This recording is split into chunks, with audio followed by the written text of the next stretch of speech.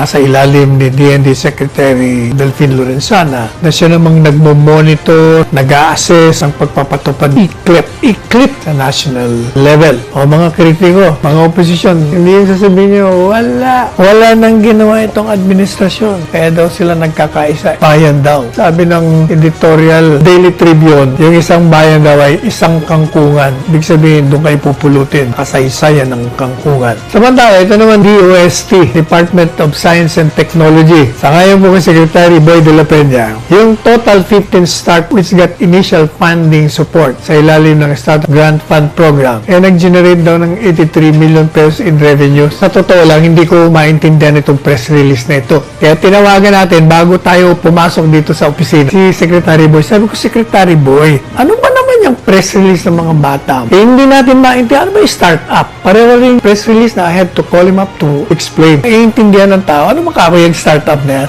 Ito kasi yung mga bagong kumpanya na nagtayo para yung gumagamit ng mga tawag niya yun, mga ITs, yung mga bagong teknolohiya. Yun daw pala yun. Padala ka naman sa akin ng pahayag na naiintindihan ng tao. Kahit ako hindi ko naiintindihan Papadala. Basta anyway, yun daw yun. Yung mga bagong technology kasi maraming ginagamit. Yung information technology, kung ano-ano pa. Yun daw mga bagong company. Pag yun ang ginamit, nag-generate na ng mga revenue. Anyway, let's wait for a more understandable statement. Samantala, ito, mas magandang balita ko ito Children of the opposition. Ito pa, galing naman to kay Secretary Mark Villar. Napakaganda na mga binabalita ni Secretary Mark Villar. Ito isa sa mga masipag na kabinete. Batang-bata pa. Pero maraming nagagawa. Ano ba? Sabi niya, yun daw kanyang departamento.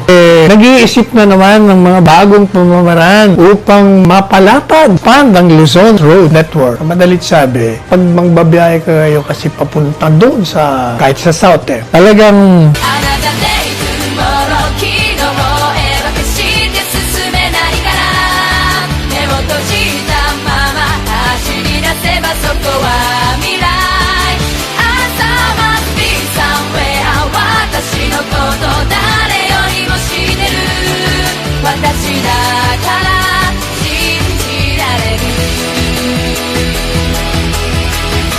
Jigo Estrada po, anak ng masa, number 29 sa Balota.